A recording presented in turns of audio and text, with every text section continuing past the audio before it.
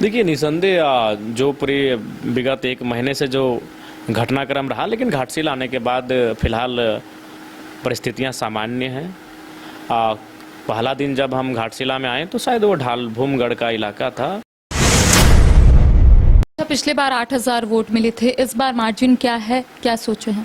देखिए इस बार हम लोग त्रिकोण में हैं और घाटशिला उपचुनाव में जेएलकेएम अपनी पूरी ताकत झोंक रहा है। सभी दावे, सभी वादे जनता के समक्ष रखे जा रहे हैं।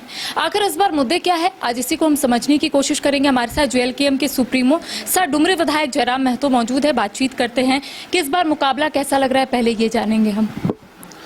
निसंदेह मुकाबला त्रिकोणीय है और हमारे जो कार्यकर्ता हैं, जेएलकेएम के जो सिपाही हैं, उन्होंने इस मुकाबले को बिल्कुल रोचक बना दिया है और पूरे राज्य से निस्वार्थ भाव से ना हम लोग खाने की व्यवस्था कर पा रहे हैं, ना उनके ठहरने की व्यवस्था कर पा रहे हैं। ये हमारे जुझारू कार्यकर्ता हैं जो पूरे राज्य से लगभग 1000 की संख्या में के घाटशिला में तैनात हैं। सब कोई अपना रिश्तेदार पकड़ के, कोई अपना दोस्त, इस प्रकार से वो खुद मैनेज किए हैं कि रात कहाँ रहना है, किसके घर में खाना है। तो एक कहते हैं जैसे कोई हम लोग मामा घर, मौसी घर, फुआ घर जाते थे, उस तरीके से हमारे कार्यकर्ता यहाँ तैनात हुए हैं, काम कर रहे हैं। तो निसंदेह हमने इस मुकाबले को रोचक बनाया है, त्रिकोणीय बनाया है और उम्मीद भी कर रहे हैं कि जेएलकेएम घाटशिला के उपचुनाव में अच्छा करेगी। आप प्रचार भी करते हुए नजर आ रहे हैं, साथ ही सभा को भी संबोधित कर रहे हैं। जनता की तरफ से किस तरीके का रिस्पॉन्स मिल रहा है? देखिए करिश्मा जी, यहीं बगल में हमें लगता है 40-45 किलोमीटर में एशिया का ही नहीं पूरे विश्व का एक नामी संस्थान है जमशेदपुर। नामी जगह है, स्थान है और संस्था दोनों है। लेकिन अब जब घाटशिला में आते हैं ना, और घाटशिला के अनुमंडल के 2-4-5 किलोमीटर के रेडियस को अगर छोड़ दें तो हमें लगता है कि 20 साल पीछे है। कोई रहे, चाहे घाटशिला के सवर्ण हैं, मुसलमान हैं, आदिवासी हैं, दलित हैं, पिछड़े हैं, जो भी हैं, जो भी समाज के लोग हैं, उनका जीवन शैली गांव में एक समान है। वही तंग सड़कें, तंग गलियां, कच्चे मिट्टी के मकान, बोले तो अनुमंडल परिसर का अगर छोड़ दिया जाए और जो बाकी ब्लॉक हैं, ब्लॉक का जो क्षेत्र है 2-4 किलोमीटर का, तो हमें लगता है कि जो गांव की स्थिति आज है वो कम से कम 20 साल पीछे है। बाकी जमशेदपुर, हमारे धनबाद, आपके रांची, बोकारो की तुलना में लगभग 20 साल पीछे है। अच्छा ये बताइए इस बार मुद्दे क्या है? चूंकि अगर हम एनडीए की बात करें तो एनडीए की तरफ से सरकार की खामियां दिखाने की कोशिश की जा रही है, यूपीए की तरफ से बात करें तो सरकार की उपलब्धियां गिनाई जा रही है। आप लोगों की तरफ से कौन कौन से मुद्दे जनता के समक्ष रखे जा रहे हैं? क्योंकि हम लोग जनता से स्पष्ट सीधा संवाद कर रहे हैं और हम लोग ये कह रहे हैं कि जब हमारे प्रत्याशी चुनाव को जीतेंगे, आपके बीच आएंगे, आपके गाँव में चौपाल में बैठेंगे, चर्चा होगी और एक एक करके जो समस्याएं आएंगी, सबसे पहले जो मूलभूत सुविधाएं जिसमें सड़क, बिजली, पानी, ये आएंगे। तो जिस क्षेत्र में अभाव रहेगा उसके बाद वो अपनी सक्रियता से हमारे कैंडिडेट उन पे कार्य करेंगे। और उसके बाद एक रोज़गार, चूँकि रोज़गार की बात करें तो घाटशिला में कई ऐसे कंपनियां हैं, कल कारखाने हैं जो बंद पड़े हैं, उनका संचालन पुनः उन्हें जीवित किया जाए। इसके लिए हम लोग विधानसभा तक बात को लेकर जाएंगे और प्रयास करेंगे उन्हें पुनर्जीवित किया जाए और लोग जो स्थानीय लोग हैं उन्हें मजबूती के साथ आवाज़ उठाकर उन्हें रोजगार से इन क्षेत्रों में जोड़ पाएं, इसके लिए हम लोग प्रयास करेंगे। अच्छा, घाटशिला की अगर हम बात करें तो शिक्षा व्यवस्था पूरे तरीके से चरमराई हुई है। इसको लेकर आपने कुछ रोड मैप बनाया हुआ है? मेडिकल कॉलेज नहीं है, इंजीनियरिंग कॉलेज नहीं है, तो क्या इसको लेकर अगर आपके जो प्रत्याशी चुनावी मैदान में अगर वो जीत कर आते हैं तो इसके लिए आपने कुछ सोचा है? निसंदेह इसके लिए हम लोग का प्रयास यही रहेगा कि भाई देखिए, सबसे पहला बात है कि आपका जो विधायक कैंडिडेट होता है या फिर जो विधायक होता है, उसकी क्षमता, उसकी कर्तव्यनिष्ठता ये तय करती है कि उस क्षेत्र का कार्य कैसा होगा।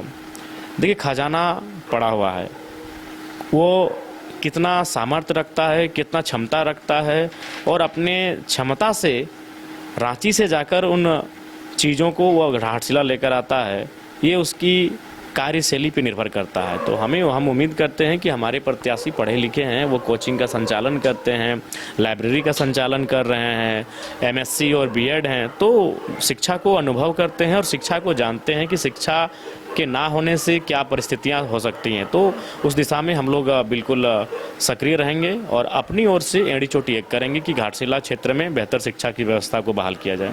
झारखंड में एक मुद्दा काफी ज्वलंत है, कुर्मियों को एसटी में शामिल करने का मुद्दा। ये एसटी रिजर्व्ड सीट है, यहाँ पर क्या लगता है कितना टफ होने वाला है आप लोगों को? देखिए, निसंदेह जो पूरे विगत एक महीने से जो घटनाक्रम रहा, लेकिन घाटशिला आने के बाद फिलहाल परिस्थितियां सामान्य हैं। पहला दिन जब हम घाटशिला में आए तो शायद वो ढालभूमगढ़ का इलाका था। एक आदिवासी गांव से हम गुजर रहे थे, रात के लगभग 10 बजे का समय था और एक वैवाहिक कार्यक्रम था।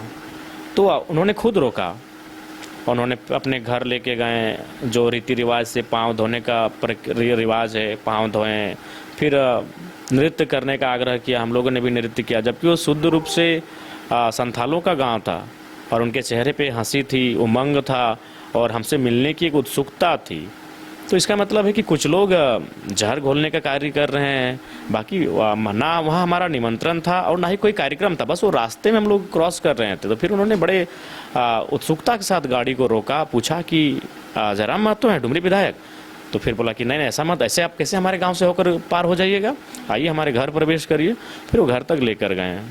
तो ऐसा नहीं है, घाटशिला में जो भी हैं दोनों समुदाय ठीक ठाक हैं और फिलहाल हमारे पक्ष में अच्छा उनमें उमंग है। लेकिन स्टार प्रचारकों की कमी है आपके पार्टी में, चूंकि बीजेपी के तरफ से स्टार प्रचारकों की सूची जारी की गई, जिसमें 4 पूर्व मुख्यमंत्री है, केंद्रीय मंत्री शामिल है, जेएमएम के तरफ से खुद कल्पना सोरेन पहुंच रही हैं, हेमंत सोरेन पहुंच रहे, और आपको नहीं लगता है कि एक अकेले आप जो है वो सामने आ रहे हैं? तो आपको नहीं लगता ये कमी है, आने वाले समय में इसका असर पड़ सकता है? देखिए, अब जनता स्टार प्रचारकों के भरोसे नहीं है कि बड़े चेहरे आएंगे, सुनील शेट्टी आ जाएंगे, सलमान खान आ जाएंगे, सनी देओल, शाहरुख खान आएंगे या सचिन तेंदुलकर आएंगे। क्या वो केवल आके प्रचार कर देने से और अपने प्रत्याशी को जिता देने से अगर कल्याण हो जाता तो अब तक भारत और राज्य कल्याण कर चुका होता। अब लोग ये देखते हैं कि जो नेता हमारे बीच आए हैं वो हमारे बीच कितना रहते हैं और हमारे मुद्दों को लेकर कितना एक्टिव रहते हैं, उसके समाधान करने को लेकर कितना गंभीर रहते हैं। ये मसला है और इन सारे विषयों को जनता समझ चुकी है और ये सत्य है। स्टार प्रचारक तो हमारा 2024 के मुख्य इलेक्शन में भी नहीं था, फिर भी हम लोग अच्छा वोट किए और अच्छे हर एक सीटों पर हमें अच्छा वोट मिला। तो अब मामला है स्टार प्रचारक का नहीं, विचारों का है। और झारखंड की जनता एनडीए और इंडिया की पॉलिटिक्स से उब रही है, वो तीसरे विकल्प की ओर टकटकी निगाहों से देख रही है और हम लोग तीसरे विकल्प के तौर पे सामने आ रहे हैं। अच्छा, झारखंड में 6 बाई इलेक्शन हुए हैं, जिसमें 5 जो है महागठबंधन के फेवर में रहा, एक रामगढ़ सीट जो है वो आजसू को मिली। तो क्या लगता है ये जो रिकॉर्ड लगातार महागठबंधन की तरफ से बन रहा है, इसको तोड़ने में आप कामयाब हो पाएंगे? देखिए, हम लोग प्रयास कर रहे हैं और उस प्रयास में कामयाबी कितनी मिलेगी ये तो चुनाव के नतीजे वाले दिन ही पता चलेंगे। लेकिन वो कहते हैं, आपको भी मालूम है, हमको भी मालूम है, इस कमरे में जितने हमारे भाई लोग बैठे हैं सबको मालूम है कि हमको एक दिन मर जाना है। किसी को शमशान जाना है, किसी को कब्रिस्तान जाना है, तो किसी को कहीं और जाना है। लेकिन इसका मतलब थोड़ी कि हम लोग जीना छोड़ दे रहे हैं। तो चुनाव के नतीजे क्या होंगे नहीं होंगे उसको लेकर हम लोग ना चिंतित हैं ना भयभीत हैं। हमें मालूम है कि अगर हम लोग मेहनत अच्छा करेंगे तो चुनाव के नतीजे हमारे पक्ष में होंगे और उसी को हम लोग मूल मंत्र मानकर लगातार मेहनत कर रहे हैं कि चुनाव के नतीजों को अपने पक्ष में लाया जा सके। अच्छा, घाटशिला की जनता से लगातार हम जुड़ रहे हैं, लेकिन उनका कहना है कि 2024 में जो इलेक्शन हुआ उसमें आपके जो प्रत्याशी है उतना जनता से मिल नहीं पाए, रूबरू नहीं हो पाए। तो जो कह सकते हैं कि पिछले इलेक्शन में जो आप लोगों की तरफ से गलतियां हुई है, क्या उसे सुधारने की कोशिश इस बार की जा रही है? कोशिश हुई है और कोशिश हुई क्या, आप जाके देख सकते हैं। घाटशिला के 4 प्रखंडों में 56 पंचायत आते हैं, 56 पंचायत में हमारे कार्यकर्ता एक्टिव हैं। कार्यकर्ता नहीं कह सकते, हमारे अन्य जिलों से आए हुए पदाधिकारी, घाटशिला के कार्यकर्ता नहीं। धनबाद, बोकारो, गिरिडीह, रांची, हजारीबाग, रामगढ़, देवघर, पलामू, गढ़वा, चतरा, लातेहार, तमाम जो हमारे राज्य के बाकी जो शेष जिले हैं घाटशिला यानी पूर्वी सिंहभूम को छोड़कर, और बाकी जो शेष 80 विधानसभा है, हमें लगता है कि उनमें से मैक्सिमम विधानसभा के हमारे पदाधिकारी, हमारे कार्यकर्ता, हमारे शुभचिंतक घाटशिला में आकर डेरा डाले हुए हैं और 56 के 56 पंचायत में वो प्रतिदिन एक्टिविटी कर रहे हैं। अच्छा, पिछले बार 8000 वोट मिले थे, इस बार मार्जिन क्या है, क्या सोचे हैं? देखिए, इस बार हम लोग त्रिकोण में हैं और जीत के करीब हैं अब वो जनता पे निर्भर करता है कि अंतिम जो रात होती है, जिसे कहते हैं यही रात अंतिम, यही रात भारी, जिस रात को रात के एक जब रात ज़्यादा अंधेरी हो जाती है, 12 बज जाती है, तो एक शैतानी ताकत आती है जिसे हम लोग धन बल कहते हैं। लोग अपनी तिजोरी को खोलते हैं, उस तिजोरी में बहुत सारे पैसे होते हैं और जनता तक पहुंचता है। फिर जनता का मन बदल जाता है, चूँकि झारखंड की जनता भोली भाली है, वो फिर उन्हें लगता है कि जिसका ले लिए हैं उसको दे देते हैं। तो अगर ये चीज़ हावी नहीं रहा तो हम लोग बहुत अच्छा रिजल्ट करेंगे। लेकिन आपको नहीं लगता है कि आपके इक्विवेलेंट में कोई होना चाहिए, क्योंकि आपकी भी तबीयत खराब है लेकिन निरंतर आप उसी में काम कर रहे हैं? चढ़ाएं आसान नहीं है।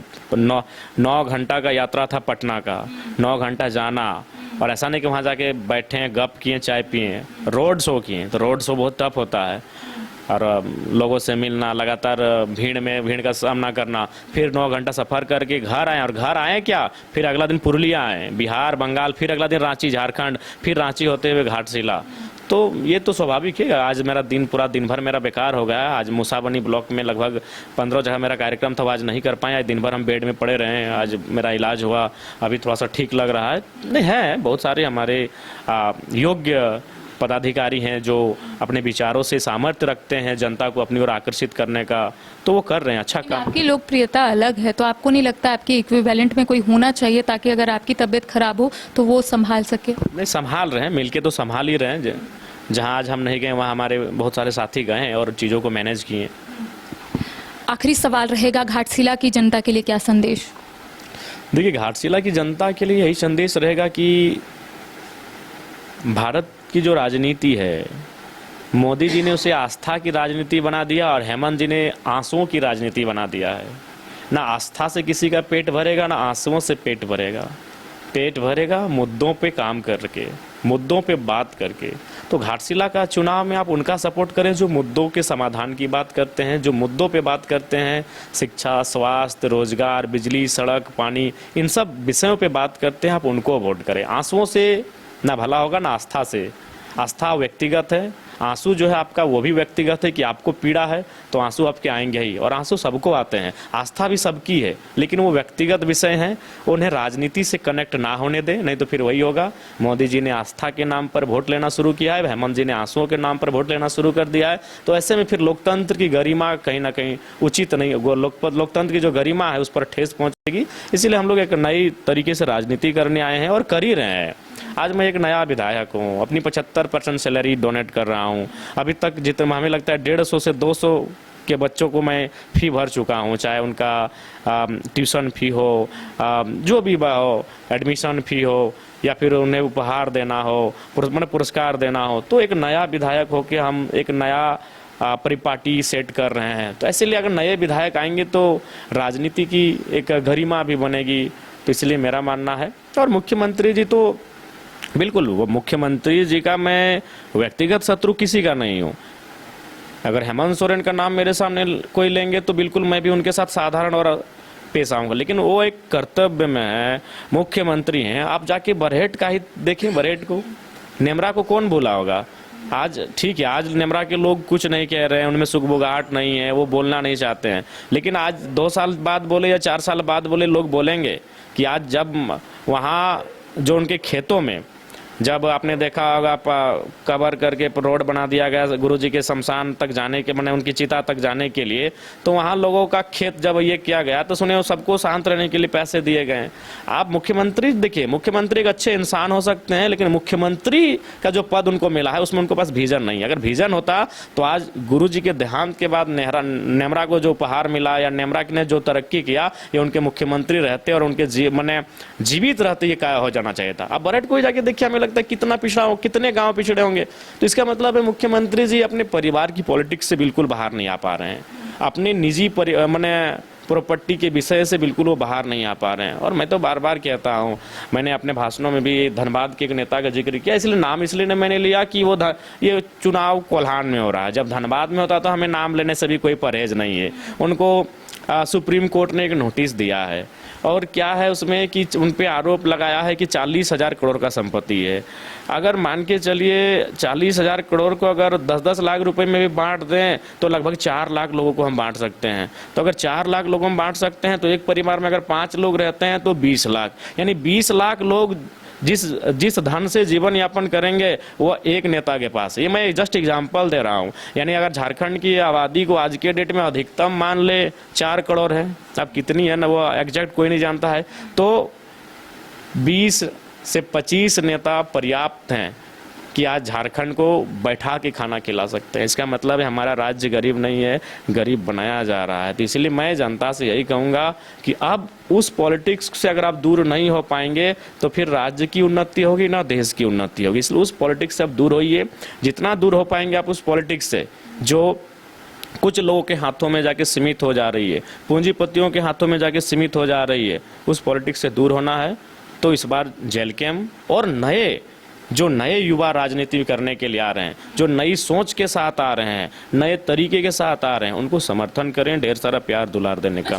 बीच में एक सवाल है, आप लोगों का कहना है कि आप लोग सत्ता परिवर्तन नहीं चाहते, आप लोग चाहते हैं कि सिस्टम में बदलाव हो, इसका क्या मतलब है? व्यवस्था बदलाव हो, बिल्कुल। अभी मान के चलिए आज झारखंड मुक्ति मोर्चा की सरकार है, झारखंड मुक्ति मोर्चा की सरकार है, तो मान के चलिए झारखंड मुक्ति मोर्चा के जो बड़े लीडर हैं, मान के चलिए वो करोड़पति हो जाएंगे।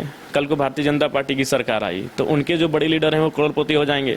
तो व्यवस्था तो वही है। आम व्यक्ति तो आज भी धराशायी हो रहा है। आम व्यक्ति का जीवन तो आज भी माने शिक्षा के अभाव में, स्वास्थ्य के अभाव में, रोजगार के अभाव में चल रहा है। तो हम लोग चाहते हैं व्यवस्था बदले, और सबसे उसमें मूल कारण है करप्शन। उस पर रोक तभी लगेगा जब सरकारें उसके लिए कठोर डिसीजन ले। मैंने उदाहरण दिया था एक हरमू नदी का या फिर किसका था, जब सरकार बुलडोजर चला ही रही थी, माननीय मुख्यमंत्री योगी जी के तर्ज पे बुलडोजर चला रहे थे, लेकिन बुलडोजर चलाते चलाते उनका बुलडोजर एकाएक रुक गया। उनको पता चला उन्हीं के मंत्री का वहाँ अतिक्रमण है। तो कुल मिलाकर अगर राज्य को ठीक करना चाहते हैं तो सबसे पहले आपको इकोनॉमी को ठीक करना होगा, और आपको देखना होगा कि आपकी इकोनॉमी किसकी जेब में है, वहाँ से आपको निकालना होगा और जाके जनता के बीच ले जाना होगा। तो देखिए, घाटशिला उपचुनाव में त्रिकोणीय मुकाबला होने जा रहा है और ऐसे में सभी राजनीतिक दल पूरे तरीके से तैयार है। सभी दावे, सभी वादे जनता के समक्ष रखे जा रहे हैं। आखिर जनता किसे अपना आशीर्वाद देगी, ये वक्त बताएगा। सहयोगी नूतन के साथ करिश्मा सिन्हा, न्यूज़ बाइस्कोप, घाटशिला।